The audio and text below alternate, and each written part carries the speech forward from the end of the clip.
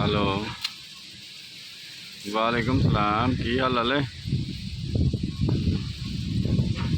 दुआ शुक्र अल्लाह दा माल च मिट्टी की शिकायत भी है तो लगे हुए की शिकायत भी है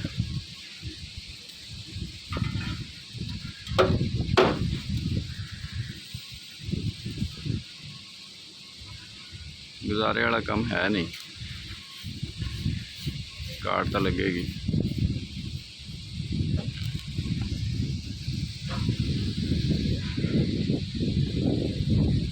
ਇਹਨੂੰ ਘੱਟ ਤੋਂ ਘੱਟ ਵੀ ਲੱਗੀ ਤਾਂ ਕਿਲੋ ਬੋਰੀ ਦੀ ਲੱਗਣੀ ਹੈ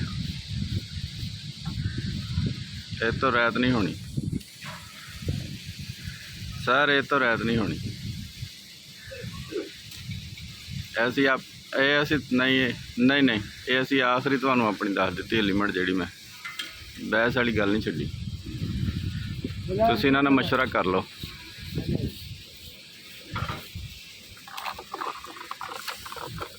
बस सर जी चलिया आराम नाल हाँ ठीक है रख लो बंबू